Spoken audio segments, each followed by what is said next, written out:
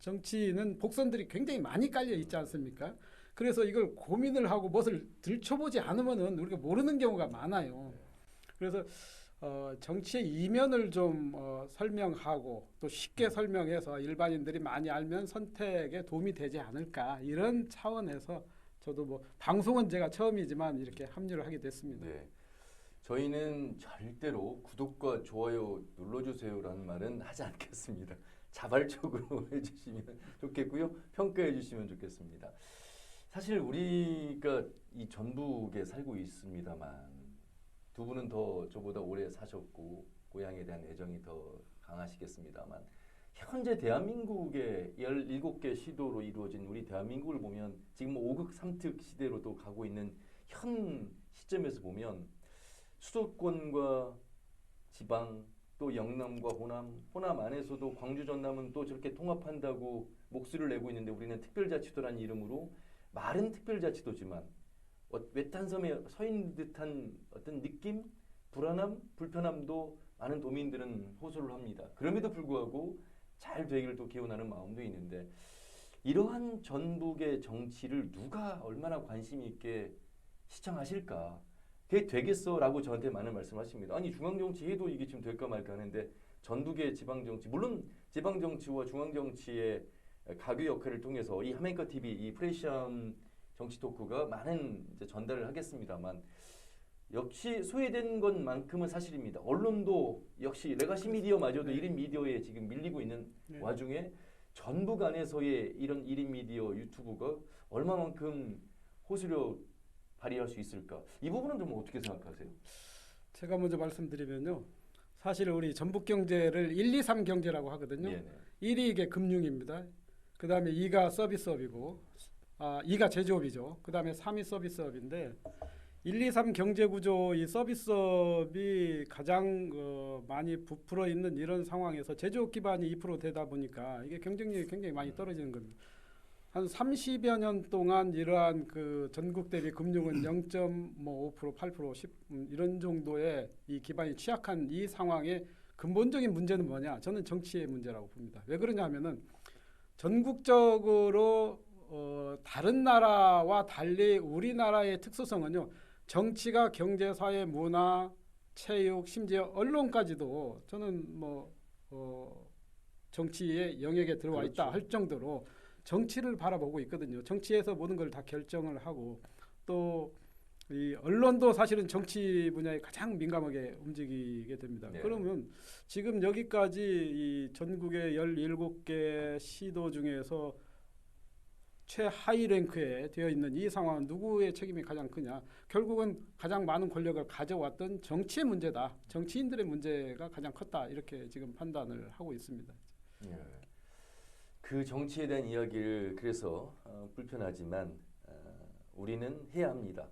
특히나 지금 관선에서 민선으로 온 민선 8기까지의 지난 95년 지방의회는 91년도에 부활했고요. 95년도부터 시도지사와 기초 광역의회를 뽑는 선거는 95년입니다. 민선 8기 벌써 30년 이상 달려왔고 이제 우리는 6월 3일 6.3 지방선거를 눈앞에 두고 있습니다.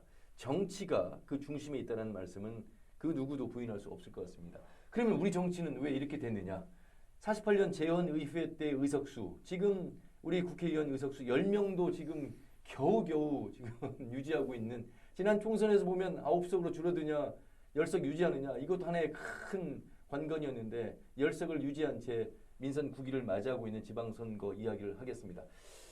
관선에서 민선으로 오면서요. 우리 전북의 도지사는 유정군 지사, 강현욱 지사, 김원주 지사, 송화진 지사 그리고 현 김관영 지사까지 5명의 지사를 통해서 전북 정치를 이끌어왔습니다. 어떤 변화가 있었는지 우리 정치력은 왜 여전히 그 2% 경제와 맞물려서 현재 이렇게 영향력을 발휘하고 있지 못하는 것인지 총평을 한번 먼저 좀 들어봐야 될 것 같습니다. 저는 먼저 조금 전에 말씀하신 내용 중에 전북의 정치를 얘기를 할 때 전북의 정치가 가장 빛난 순간들이 있었습니다. 네네. 선거 때. 예를 들어 민주당 정권이 들을 때마다 또 지지율을 따지면은 전국에서 두 번째, 첫 번째로 와 가장 빛나는 순간인데 예. 선거가 끝나면은 다 잊어버립니다. 전북의 역할, 도민들의 역할 다 잊어버려요. 그것이 조금 전에 말씀하신 민선 지사 이후에 그런 그 현상이 계속 되풀이됐다는 거죠. 그러니까 저는 새만금 가지고 저 얘기를 연결을 지어서 얘기를 할 네네. 수밖에 없거든요. 그 역대 도지사들이 새만금 가지고 무진애를 썼어요. 애는 많이 썼는데 새만금을 어떻게 활용할 것인가에 대해서는 항상 중앙 정치에서 막혔습니다. 그 돌파를 못했던 거죠. 그래서 전라북도가 예를 들어서 연말마다 해마다 연말이 되면은 국가 예산 얼마를 확보했다 하는데 새만금 예산이 거기에 포함되어 있는 겁니다. 그러니까 예산은 포함되어 있는데 새만금을 어떻게 하지는 못하는 전라북도의 현실. 그러니까 역대 도지사들이 나름 역할은 했지만은 저 새만금에 묶여가지고 그러다 보니 항상 전라북도 동북부는 소외됐다라는 얘기가 계속 나왔거든요. 더 이상 새만금에 매달리지 말고 전라북도 동북부도 생각을 해라. 근데 그게 안 됐습니다. 이제 새만금에 대해서 뭔 활로가 터지는 그런 뚫어지는 그런 기회가 왔는데 그래서 전북의 정치가 그만큼의 역할에 주저앉았었다. 딱 그만큼만 하고 주저앉았다. 뭔가 활로를 뚫어내지 못했다. 예전에 유승근 지사 때 한번 새만금에 대한 얘기를 전반적으로 듣겠다 해서 새만금이 한 2, 3년 동안 중단됐던 적이 있었습니다. 그렇죠. 예. 그러다가 다시 원위치로 돌아갔어요. 그러니까 정작 새만금에 대해서는 전라북도 도민들의 얘기를 반영하지 못한 채 지금까지 끌려왔고 그것이 전라북도 현재의 정치의 단적인 주소다라는 저는 말씀을 드리고 그러니까 이런 싶습니다. 말씀을 지금 하시는 것 같아요. 많은 분들이 공감하실 것 같은데 노태우 정부부터 이재명 정부까지 대통령이 9번 바뀌었습니다. 무려 새만금의 나이는 35살이 넘었습니다. 그런데 과연 새만금은 현재 어떤 위치일까? 이재명 대통령께서 김의겸 새만금 전 개발청장에게 아직도 희망 고문을 하고 있습니까? 이제 매립 40%대 언제 이게 완성이 되겠습니까? 어떤 선택과 집중이 필요한 부분에 있어서 전북 정치인들에 대한 사실 책임을 묻는 말씀이라고도 해석이 되거든요. 이제서야 어떻게 보면 정말 이제서야 현대차 투자, 구조원 투자가 새로운 물꼬를 트는 새만금 역사의 이제 시작이라고도 볼 수 있겠는데 그러면 그동안의 전북의 정치인들은 늘 공약으로 늘 정책으로 새만금을 항상 우선시했기에 늘 항상 이 기성세대가 하는 이야기가 우리 세대 이거 새만금 볼 수 있겠어? 이런 말들을 자주 섞인 말로 해왔던 거 아니겠습니까? 제가 이제 유종근 지사 죄송합니다. 유종근 지사 때부터 취재를 해 왔는데요. 역대 도지사들의 정치력을 보면은요. 사실은 그 중앙부처에다가 대놓고 한번 맞짱을 뜰 수 있는 도지사를 꼽으라고 하면은 그렇게 마땅하지 그러니까요. 그게 생각나는 사람이 없단 말이에요. 예. 그게 결국은 이 정치인의 힘은 사실은 유권자의 힘에서 나오기도 해요. 그렇기 때문에 뭐 이 호남 내 별책부록 정도로 생각되는 우리 전라북도가 정치의 힘이 약한 것은 사실이죠. 그런데 수적으로 열세인 사람이 수적으로 많은 사람을 극복할 수 있는 방법은 무엇이냐?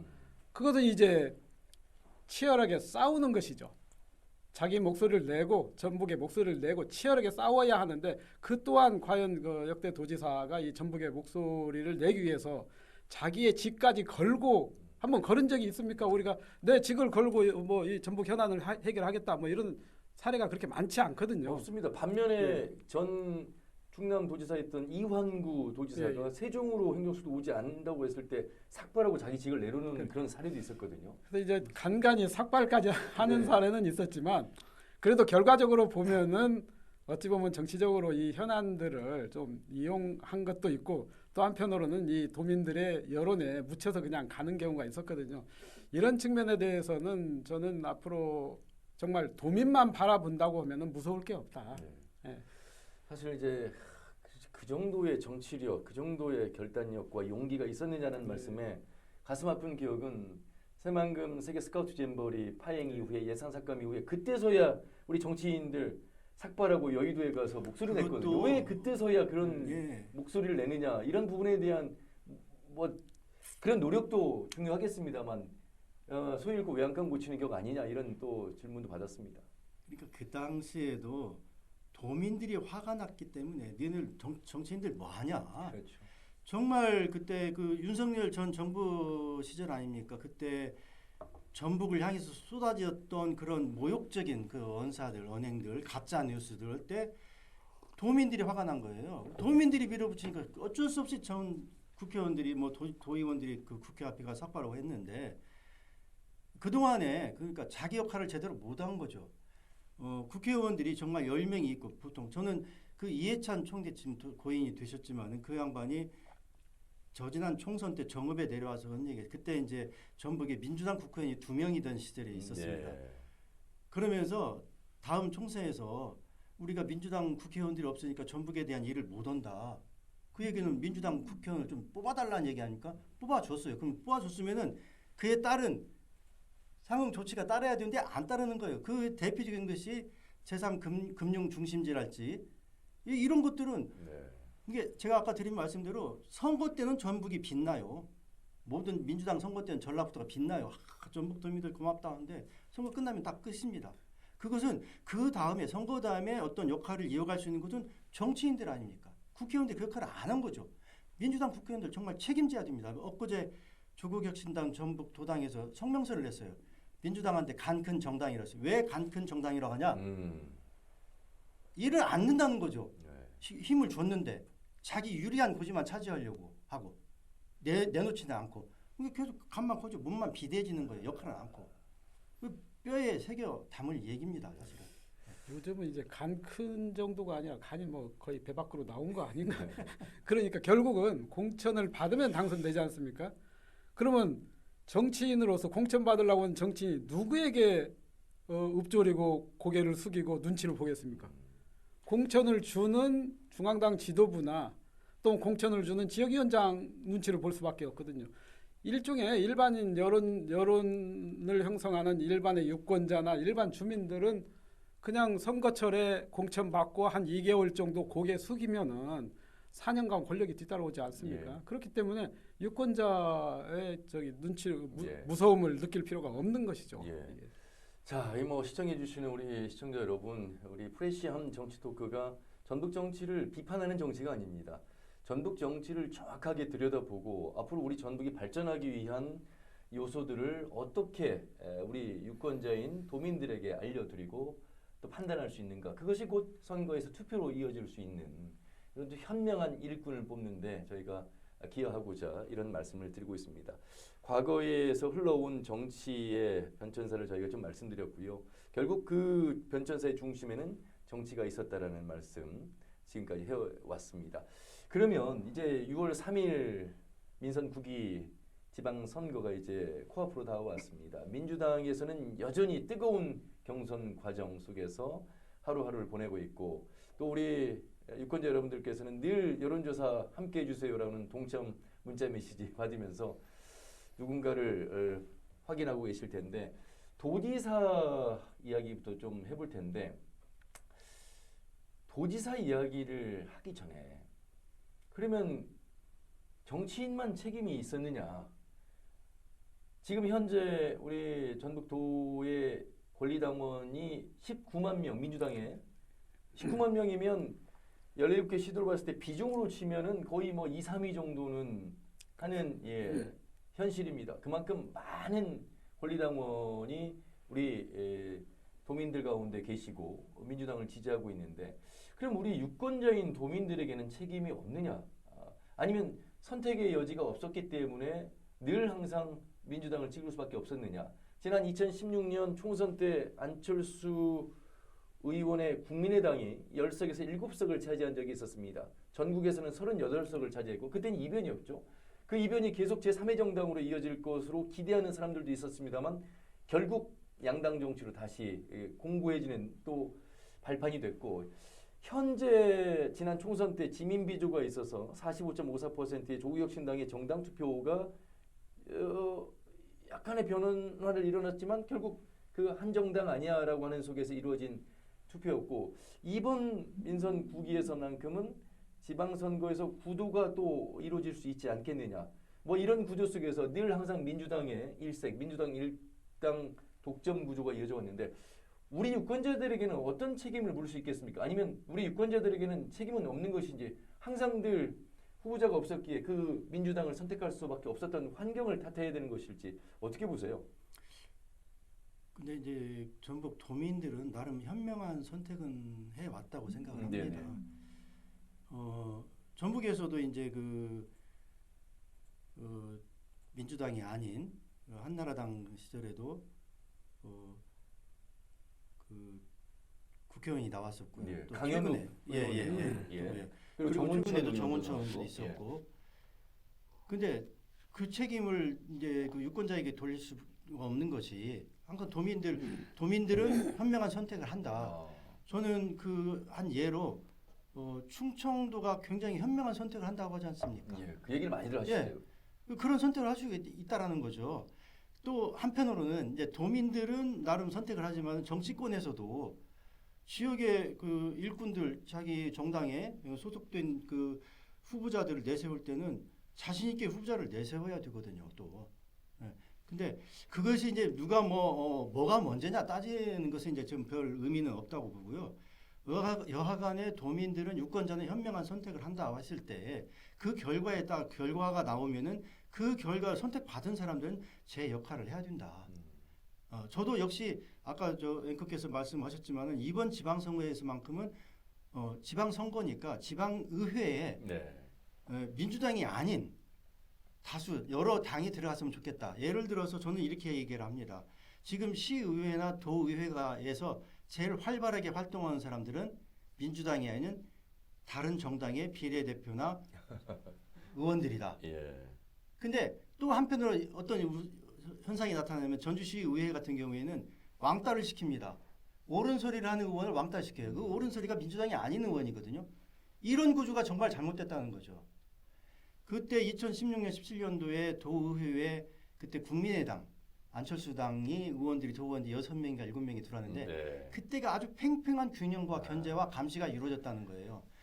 그래서 도민들께서도 이번 그 지방선거에서는 그것을 감안한 예. 어떤 투표 행위가 이루어지면 어떨까? 그것이 지역 발전으로 바로 연결이 되기 때문에. 예. 지난 지방선거 때요. 도의회가 40명인데 3명의 비례 국민의힘, 정의당, 진보당, 예. 오연숙, 오은미, 이수진 의원을 뺀 나머지 37명이 예. 다 민주당 도의회 의원입니다. 그 가운데서 22분이 무투표 당선을 했으니 야, 그 도정도 중요합니다만 도정을 감시 견제해야 될 의회에 어떻게 보면 가장 유권자, 도민들을 대표하는 가장 가까운 의원이 우리 도의원, 기초의원인데 그분들을 37명이라는 그 숫자로 밀어드렸는데 이 의회의 감시 견제 역할이 안 됐다고 했을 때 과연 그럼 민선 부기에서는 그런 또 투표에 판단을 할 수 있겠느냐? 그럴 수 있는 환경이 되겠느냐? 그 감시 감독이 될 리가 없죠. 네. 다 똑같은 집안인데 그 과연 이 민주당 소속의 도의원이 민주당 소속의 광역 단체장을 감시 견제할 수 있겠느냐? 네. 이게 이 정치 구조상으로 이게 쉽지가 않거든요. 그러면 왜 이 일당 독주를 벗어나지 못하는가는 제가 보니까 이게 좀 소수의 서러움에서 시작되는 것 같아요. 뭐냐면은 우리 전북의 유권자도 수도 적고 정치인 수도 적지 않습니까? 소수에 항상 소수에 해당되거든요. 마치 이제 호남에 있으나 마나 하는 별책부록으로 지금 계속 치부가 되어 있지 않았어요. 그러다 보니까 우리가 소수가 목소리를 낼 수 있는 그 방향이 한 목소리를 내는 것이거든요. 그러다 보니까 선거에서도 민주당 일색으로 이렇게 표를 지금 분산하지 않고 몰아주는데 이 몰아주다 보니까 독점 현상이 계속 진행이 된단 말이에요. 그러면 앞서 우리 본부장께서 말씀하셨을 대로 정치인들이 자기 본분에 맞는 책임을 다하면은 이게 더 큰 시너지 효과를 낼 수가 있는데 그렇지 못한 것이죠. 결국은 독점 현상 내에서 자기들끼리 밀어주고 끌어주는 이러한 하나의 이너서클도 형성하고 이렇게 계속 가다 보니까 이게 상향 평준화가 아니라 하향 평준화가 오히려 돼버리는 것이죠. 그래서 이런 정치의 문제는 저는 앞서 우리 국민은 도민들은 현명하게 선택을 한다.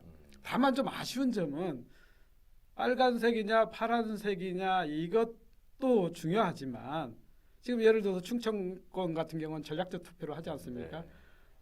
10개 중에서 9개를 줘서 우리의 의지를 관찰하는 경우도 있지만 10개 중에서 5개, 6개만 줘서 우리의 의지를 관찰하는 경우도 있거든요. 네. 그러니까 다 몰표를 줄 게 아니라 약간의 표를 조금만 더 얹어줘도 저쪽 상대방에서는 몸이 달아오를 수가 있다. 이런 심리적 투표 이런 것도 한번 고민해 볼 시점이 되지 않았는가 저는 이렇게 생각이 듭니다. 지금 시점에서 이제 그 목소리가 그렇게 크게 이렇게 커지지를 않고 있는데 지금 예를 들어서 이제 그 엊그저께 야 5당이 그 정치 개혁을 요구하면서 이제 국회까지 맞습니다. 이제 청와대까지 예. 3부 1비를 했지 않습니까? 그게 이제 핵심 내용 가운데 하나가 이제 그 지방의회 구성 이게 이제 중대선거구가 관철이 되면 그건 약속을 한 겁니다. 이재명 맞습니다. 대통령이 약속을 네. 했고 윤석열 정권 이렇게 타도하면서 그때 야당이 연합해서 했을 때 약속이 정치개혁이었습니다. 지금 국회에는 정치개혁 특위가 가동이 되고 있는데 맞습니다. 이 사안이 거론이 안 되고 있습니다. 이게 중대선거구가 되면은 지금 쉽게 그 투표행위로 해서 의회에 진출하지 못하는 정당에서 비례대표로 진출을 할 수가 있거든요. 그 사람들이 다양한 목소리를 반영시켜서 지방의회도 꾸려갈 수 있고 거기에 지역 주민들의 여론도 잘 반영시킬 수가 있는데 지금은 이 선거구 제도 자체가 민주당이 아닌 거대 정당이 아닌 정당이 들어가기가 굉장히 어려운 그래, 그런 구조입니다. 이 구조적인 문제도 지금 굉장히 그래, 타결이 돼야 될 문제입니다. 대통령제 중심의 양당 정치의 어떤 장점도 있습니다만 폐해도 일어나고 네. 있는데 그 부분이 지금 정치 개혁을 주장하고 있는 네. 6개 당과 시민단체가 얘기하고 있는 소선거구제를 중대선거구제로 좀 만들어서 다양한 정당들이 그렇습니다. 진입을 해서 다양한 네. 목소리를 통해서 발전을 할 수 있는 감시 견제를 할 수 있는 역할 그리고 이제 결선 투표제 예. 이야기 여러 가지가 있습니다. 자 민선 9기 지방선거 전국도지사 경선 과정을 한번 살펴보겠습니다. 지금 이제 민주당에서는 3명의 후보가 경쟁을 벌이고 있는데 뭐 여러 여론조사와 정책 토론회를 하고 있습니다. 지금 당 내에서의 1차 경선이 4월 8일에서 10일 예, 예, 그렇습니다. 여기에서 이제 3명 중에 2명이 본선에 올라가고 예, 예. 그리고 18일에서 20일인가요? 16일부터 16일에서 18일 그때 이제 본선 확정행이 예. 결정납니다. 그 과정을 좀 우리 박경재님 소개해 주시죠. 그동안에 이제 도지사 경선을 몇 명으로 압축하느냐, 네. 3명으로 하느냐, 뭐 이걸 가지고 여러 추측도 많았고 이야기도 많았지만 결국 이제 도지사는 중앙당 공관위에서 최종 경선 후보를 확정하거든요. 그래서 이 중앙당 공관위에서는 이 김관영 현 지사를 포함해서 안호영 의원 또 재선의 이원택 의원 3사람을 경선에 지금 붙이기로 했거든요. 네네. 경선은 앞서 말씀드린 대로 4월 8일부터 10일까지 1차 본경선을 하게 됩니다. 이 본경선은요. 50대 50이라고 흔히 하는데 여론조사가 50이고 나머지 50%가 19만 명의 권리당원의 투표 이거 뭐 투표도 여론조사라고 한다면은 이 사람들이 이게 이제 저 모바일 좌지우지하겠네요. 전화 여론조사나 전화 투표를 이렇게 하게 됩니다. 그러니까 전당원 투표와 일반인 50% 이렇게 합산을 해서 1, 2위를 선정을 하는데 만약에 이제 여기서 과반이 나오면은 바로 이제 그 사람이 공천을 받게 되는 네네. 거죠. 지금 기존의 여론조사로 보면은 김관영 지사가 한 30에서 35, 그 다음에 뭐 이원택 의원 이런 뭐 구체적인 숫자를 해도 되나요? 뭐 한 3대 2대 2 정도 이런 네. 그 분파 현상이 일어나는데 기존의 여론조사가 그러면 과연 이게 일반인의 여론조사냐? 저는 그렇지 않다고 봐요. 이게 여론조사이긴 한데 19만 명의 권리당원 그러니까 민주당의 충성도가 높은 권리당원들의 여론조사에 참여하는 그런 당심을 반영한 여론조사이지 않겠느냐 이런 생각이 좀 들고요. 그렇게 된다고 보면은 과연 1차에서 이제 4월 8일부터 10일까지 투표를 하지 않습니까? 또 일반인 여론조사를 하는데 그러면 이 권리당원의 여론조사는 이미 이제 기존의 여론조사에서 어느 정도 반영이 된 것 같아요. 네네. 그러면 남아있는 일반인의 순수한 여론조사는 어떤 식으로 이게 표출이 될 것이냐 저는 이게 굉장히 궁금한 이런 상황입니다. 그 19만 명의 권리당원의 이 투표가 굉장히 중요하잖아요. 그렇습니다. 예. 민주당의 이 권리당원 당비 1,000원을 6개월 이상 낸 당원들을 권리당원이고 그 권리당원이 경선에 참여할 수가 있는데 지난 민선 8기 때 보면요. 전국 자원봉사센터에서 당원 문서가 뭉치로 이렇게 발견된 것도 지금 그 수사가 진행이 됐고 이 권리당원 모집하는데 혈안이 돼 있잖아요. 후보자들은 정책과 공약을 내세우고 어떻게 보면 상대 후보하고 토론회를 통해서 본인의 진짜 실력을 발휘하기보다는 권리당원 모집하는데 이 혈안이 될 수밖에 없는 이 구조 또한 우리 유권자분들이 좀 이해를 해야 되는데 누가 더 많이 확보하느냐 그래야만 그 확보된 권리당원이 1차 권리당원 투표 그런데 문제는 일반 도민들이 여론조사에 참여를 적극적으로 하지 않는다는 점이거든요. 그렇기 때문에 권리당원에서의 이 투표 참여가 굉장히 중요한 사안이 된 건데 어떠세요? 이 권리당원 모집 이 과정도 보면 뭐 페이퍼 당원도 있고 당비 대납 당원도 있고 많은 문제가 있어 왔던 전북이고 지난 전주시장 예비선거에서는 선거 불법 개입이 폭로가 돼서 참 그렇습니다. 전국적으로 망신을 산 일도 있었습니다. 조금 전에 이제 박 국장께서 그런 말씀을 지적을 하셨는데 사실 요즘에 진행되는 그 정말 수없는 그 여론조사를 보면서 이게 과연 무엇을 위한 여론조사냐? 네. 19만 명의 당원들을 상대로 한 여론조사가 아닌 일반인 대상으로 한 여론조사인데 그 수치가 거의 비슷하게 계속 이렇게 나오고 있거든요. 근데 저는 이제 이렇게 생각합니다. 이 여론조사 자체가 민주당의 공천 후보자 공천자를 내기 위한 여론조사인데 이렇게까지 시끄럽게 이렇게까지 내부의 어떤 복잡한 문제가 외부로 표출되면서까지 해야 될 필요성이 있냐? 물론 어느 정도의 객관적으로 그 후보를 선별하기 위해서는 그 여론조사가 필요는 하겠지요. 예. 그 여론조사가 필요한데 이것이 마치 수단이 된 거예요. 모든 후보자들은 여론조사를 한다면 언제 맨날 몇 시부터 언제까지 여론조사를 한다 다 개인 SNS 다 알리거든요.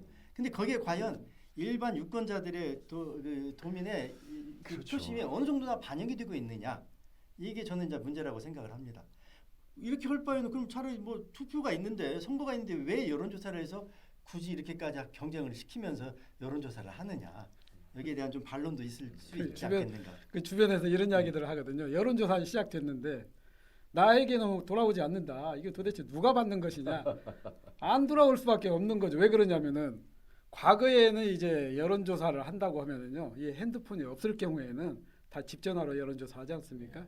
그러면 여론조사를 한다고 하면은 전주 시내나 이 도심지에 사람이 없어요. 왜냐하면 집에서 앉아서 전화기 앞에 앉아 있거든요. 그래서 사람을 볼 수가 없는 이런 풍경이 속칭 그냥 과장하면은 그렇다는 거죠.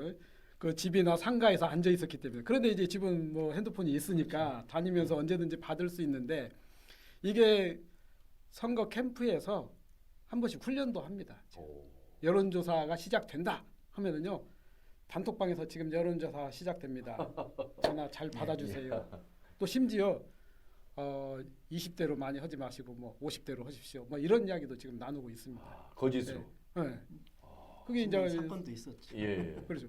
사실 이제 불법인데 그게 여론을 왜곡하는 거지 않습니까? 그러나 이게 우리나라에서는 승자 독식이지 않습니까? 정치라는 게. 그래서 일단은 이기고 봐야 한다. 이런 심리가 작용을 해서 여러 가지 편법도 작용하고 여론조사가 하면은 응답률이 높은 이유 또한 앉아 있다가 이것만 바라보니까 곧바로 이 충성도 높은 민주당 당원들이 받을 가능성이 굉장히 높다.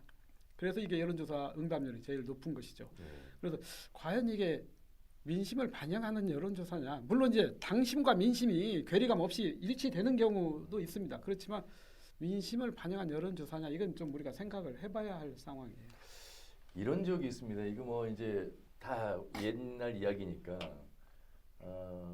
모 신인 정치 후보가 총선 때 했는데 현역 국회의원을 이길 수 있다라고 저한테 얘기를 하더라고요. 그래서 그런 전략이 있습니까? 그러니까 저는 어떤 뭐 정치권 공약으로 이 젊은 신인의 비전을 얘기할 줄 알았는데 권리당원이 우리 지역구에 몇 명인데 몇 명의 확실한 내 권리당원을 조직을 내가 가동을 시키면 한번 해볼 수 있습니다. 여기 정치 신인 가산점이 있고 어떤 숫자 논리를 저에게 이야기할 때 야 이게 지금 현실이구나. 우리가 흔히 볼 때 새로운 정치 시인에 대한 기대는 역시 새로운 모습으로 변화와 쇄신 그리고 새로운 정책과 공약으로 전북 발전을 위한 노력들 이런 마음 자세를 보게 될 것을 기대를 하는데 현실적인 숫자 계산을 다들 이 계산기를 두드리고 있구나 이런 부분들에서 이게 어쨌든 현실입니다. 그렇죠. 전북 도민의 입장에서 볼 때는 착각을 해요. 이게 지금 전라북도는 특히 민주당 후보들만 놓고 시행이 되고 있는 여론조사거든요. 네. 다른 지역은 그렇지 않잖아요. 특히 이 전라북도가.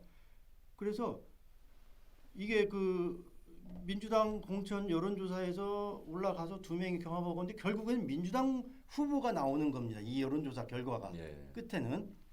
그러다 보면은 그래서 민주당 공천이 당선이라는 그런 이상한 등식이 생겼고 이것이 이제 타파가 돼야 되는데 거기서 항상 도민들이 과연 우리가 무슨 여론조사 응대를 하고 무슨 여론조사를 했는데 결국에는 민주당 후보만 나오는 거예요. 나타나는 거예요. 이게 좀 왜곡돼 있다. 이것은. 근데 건전한 경쟁이 안 된 상태에서 어느 한 정당의 여론조사가 이렇게 떠들썩하게 진행이 되고 있다. 이것은 상당히 좀 문제가 있지 않는가. 예. 좀 도민의 입장에서는 선택권이 없어진 거죠, 사실은. 내 그렇죠. 표에 예. 귀중한 한 표를 행사해야 되는데 선택권이 하나밖에 없는 외길 선택만 있는 여론조사에 응하고 있다. 이건 좀 한번 감안을 해야 되지 않겠는가. 사실 다른 소수 정당의 여론조사를 접해본 적이 없는 우리 유권자들 입장에서는 아마 그런 생각들 할 것 같습니다.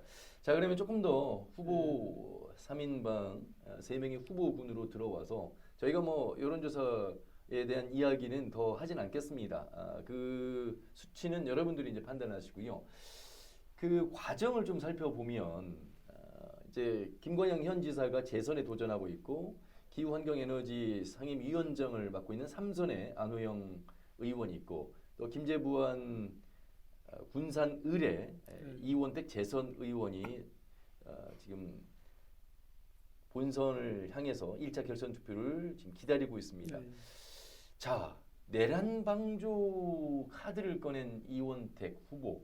하지만 그럼에도 불구하고 최고위를 통과해서 경선행을 확정한 김관영 현 지사. 김관영 현 지사가 재선 의원 출신이긴 하고 이재명 대통령의 현대차에 대한 구조 투자가 상당한 이 김관영 지사의 수혜가 된 것일까? 그리고 우리가 정청래 당대표와 함께 가고 있는 이원택 후보의 어떤 정치력 그리고 삼선의 안호영 의원 각자의 경쟁력이 있습니다만 이 여론조사를 보면 수치가 어느 정도 이제 현재 글쎄 이게 유권자의 민심이라고 다 반영을 시킬 수 있는 것인지는 모르겠습니다만 아직은 이 현역 단체장, 현역 도지사를 따라잡지 못하고 있는 구도가 지금 펼쳐지고 있는데 이 부분은 어떻게 보세요? 일단은 김관영 지사의 현역 프리미엄이 어느 정도 작용을 하고 있고요. 또 최근에 이 현대차 그룹이 9조 원 새만금 투자하겠다 이런 호재들 여러 호재가 지금 그렇죠. 나오지 않습니까? 이것도 현역인 김관영 지사에게 어느 정도 혜택이 돌아가지 않느냐. 물론 이제 뭐 현대차 그룹 9조 원 투자 이것을 누가 했다 뭐 이렇게 이야기하기는 사실은 어려운 상황이죠. 네. 그리고 이 구조적으로 보면은 중앙 정부에서 어느 정도 현대차와의 막후 조율이 없지 않는 한은 이게 이제 올 수 없는 상황이죠. 그렇죠. 또 대통령까지도 이렇게 관심을 갖고 하니까 현대차에서도 전략적인 투자가 될 수 있겠지만 아무튼 제가 볼 때는 어느 정도는 현대차 그룹의 9조 원 효과는 김관영 지사가 가장 많이 누리는 것 아닌가 뭐 이런 생각이 좀 들고요. 김관영 지사의 경우는 지금 이제 재선에 도전을 하지만 앞서 말씀하신 내란 문제 상대 쪽에서 제기를 했지만 이 내란에 뭐 부하 수행을 했느냐 안 했느냐 이 또한 사실은 일반인들이 보기에는 이게 좀 구별이 어려워요. 네. 이게 주변에 제가 보면은 아니 전북 사람이 전북 도지사가 설마 내란에 부하 수행했겠느냐 뭐 이렇게 지금 이야기하거든요. 그래서 그런 내란 문제에서도 이제 비껴가는 것으로 저는 판단이 좀 됩니다. 그렇다고 보면 이제 김관영 지사의 어떤 전략은 일단은 3자 투표 대결에서 우선은 이제 과반을 넘기려고 하는 욕심은 있겠죠. 이 과반은 일단 넘기는 전략을 짤 것이고 그렇지 않으면 이제 플랜 B라고 하면은 2차 결선 투표에서 1등을 할 수 있는 그런 계획을 짤 것 같고요.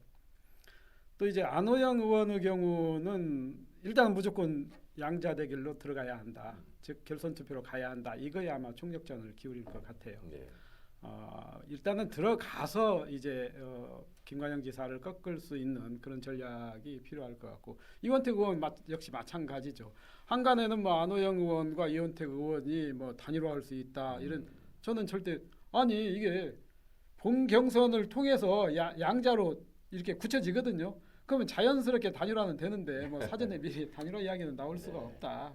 내부적으로 예컨대 이런 이야기는 할 수 있죠.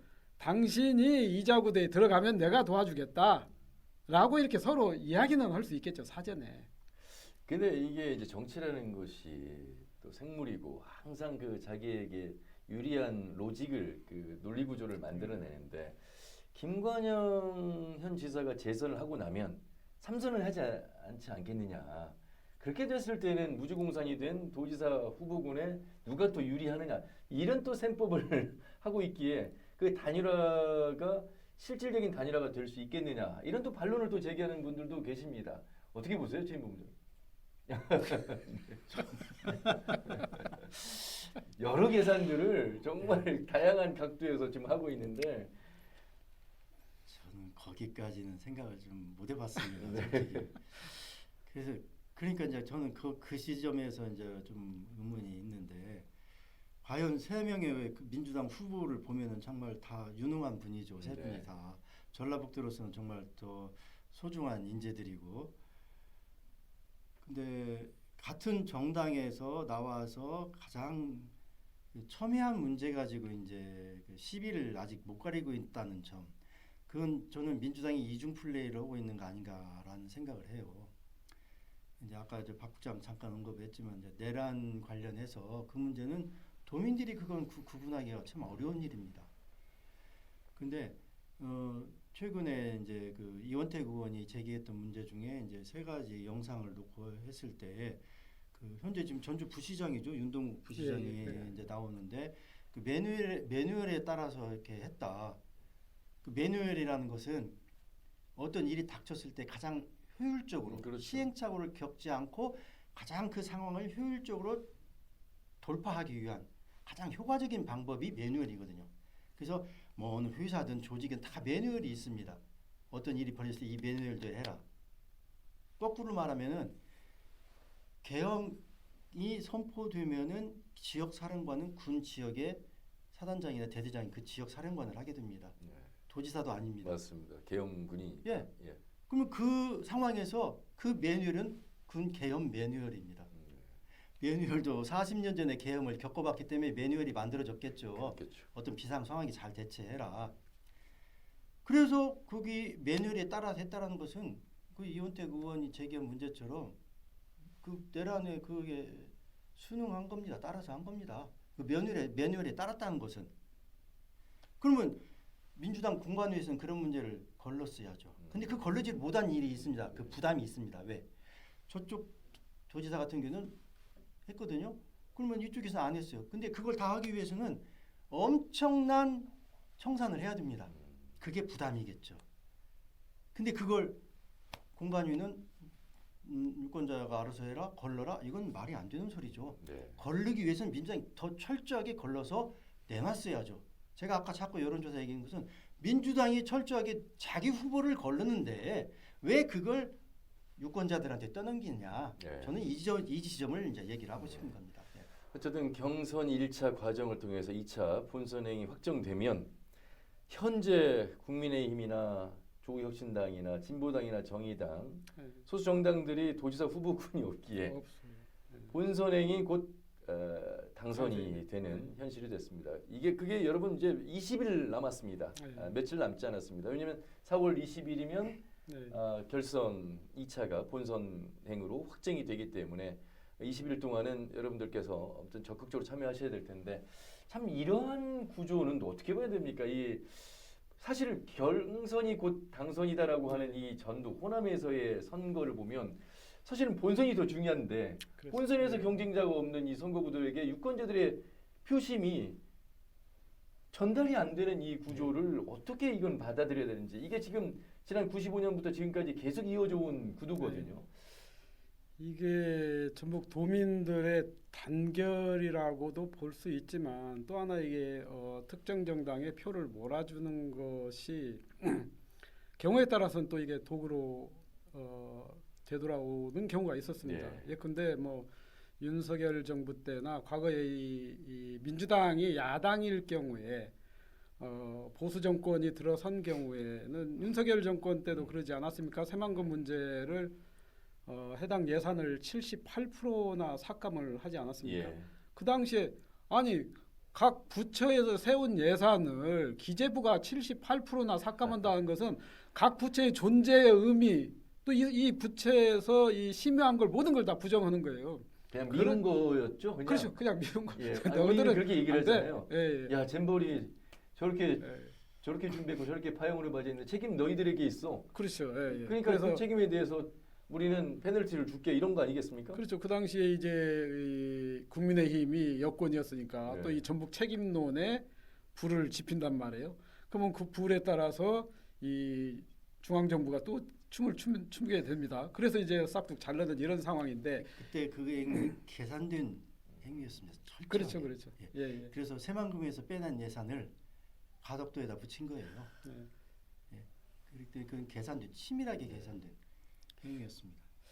그래서 경우에 따라서는 이제 우리가 이 뭐랄까요, 좀 이 일당 독주에 대한 그런 어떤 혜택은 누리지 못하고 굉장히 많은 피해를 본 상황이 됐는데 이제 이런 것이죠.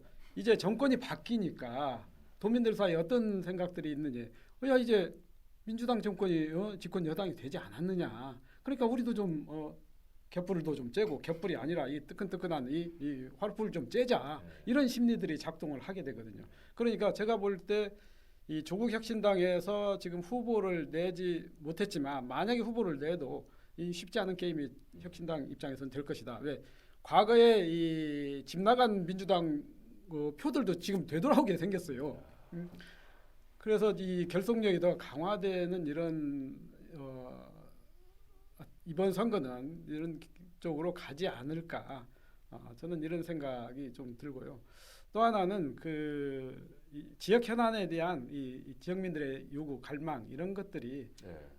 선택의 그 한 요인으로 작용할 것 같아요. 기억하시겠습니다만 박근혜 전 대통령이 탄핵 이후에 민주당의 바람, 윤석열 전 대통령의 탄핵 이후에 조기 대선 속에서의 바람.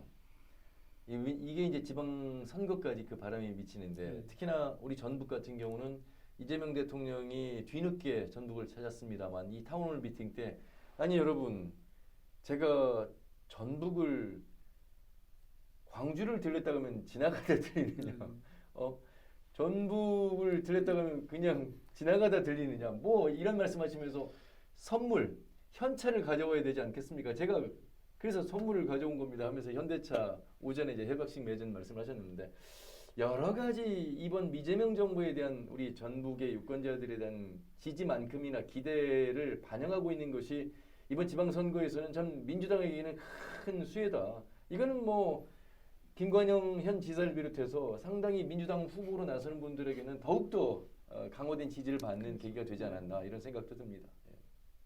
예. 그렇기 때문에 다 소수 정당들이 진입하기가 더 어려운 구조가 그렇습니다. 아닌가 이런 예, 생각이 듭니다. 오히려 저 지방 자치의 어떤 정치적 그걸 따져 보면은 나쁜 영향입니다. 그 한 가지만. 그러니까 지방 정치에서 다당제가 이루어질 수 있도록 해야 되는데 이재명 대통령이 9개월 기다린 타운홀 미팅 때 큰 선물 보따리를 들고 왔는데 9조 원 투자라는 걸 가지고 왔어요. 그러니까. 그래서 지방 정치 의미가 없어져 버렸습니다. 이 지방 선거 자체가 좀 이렇게 말씀드리면 안 되겠지만은 정말 투자가 되면 좋은 일인데 당장 눈앞에 있는 지방 선거를 앞두고서는 정말 지방 정치, 지방의회가 건전하게 운영이 될 수 있도록 하는 데는 마이너스가 될 거다. 근데 역대 지방선거를 앞두고 이렇게 대통령이 지역에 큰 선물을 가져다 준 적이 있었나요? 그런 경우는 본 적이 없었던 것 같은데. 이게 총선하고 지방선거는 사실은 구조적 차이가 좀 있거든요. 그러니까 이 전국 단위의 총선의 경우는 어떤 하나의 아젠다랄지 의제 설정이 가능해요. 또 정권 창출이다, 뭐랄까 정권 심판론이다 이런 것들이 작동이 가능한데 지방선거는 이게 읍면 동단위의 조직들이 움직이거든요. 그 다음에 이제 지역 인물들이 움직입니다. 그러니까 우리가 흔히 말하면 총선은 바람이 가능한 선거요. 지방선거는 뿌리에 의해서 이루어지는 선거다 이런 이야기를 해요. 그러니까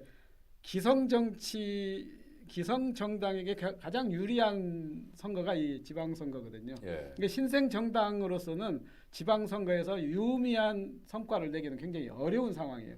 그렇기 때문에 이 조국혁신당이나 다른 정당 역시 이번 선거가 과연 어느 정도 성과를 낼 수 있느냐, 글쎄 이게 민심이 어느 정도 이 전북 민주당 정치권에 대한 심판론이 거세게 불기 이전에는 조금은 쉽지 않을 그러면 것 이제 방송 시간이 다 돼가는데 예. 조국혁신당 말씀을 하셨으니까 예, 예. 지난 지민비조는 그때 지민비조다. 지금은 그렇지. 5% 한 자리 숫자의 조국혁신당이다. 네. 그렇기 때문에 그런 이변은 쉽지 않을 것이다라고는 특히나 이재명 정부가 가져다준 큰 선물이 이번 지방선거를 거의 블랙홀처럼 빨아들였다 이런 말씀을 하셨는데 지금 조국 대표의 이제 거취, 보궐 행위냐 지방선거 행위냐 어딘가는 가겠다는 건데 지금 아직 결정을 못 하고 있습니다.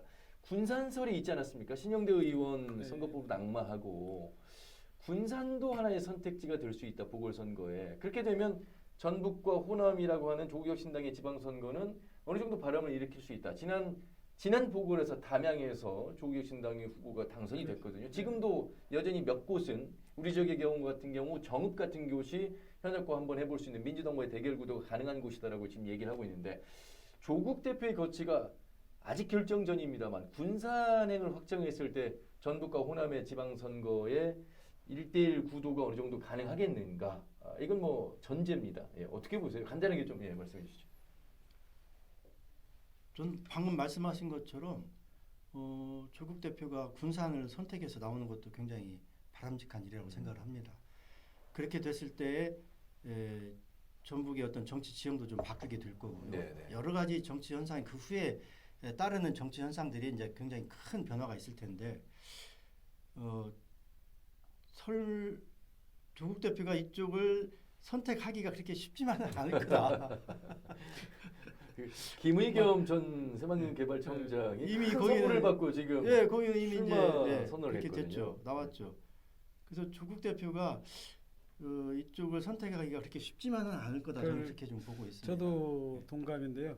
사실 이제 이 혁신당에서는 민주당의 문제로 이 재선거를 하는 경우에는 민주당에서 후보를 내지 마라 이렇게 계속 주장을 하고 있지 않습니까? 지금 만약에 조국 대표가 군산에서 나와서 패배를 하게 되면은 굉장한 본인으로서는 치명타거든요. 예. 큰 꿈을 꾸고 있는 대망을 꾸고 있는 조국 대표 입장에서는 어떤 또 다른 정치적 행보가 또 있는데 여기에서 지금 패배를 하게 되면 큰 상처를 입기 때문에 저는 조국 대표가 4월 초에 아마 본인이 어디에서 출마를 하겠다 안 하겠다 거취를 이야기한다고 했어요.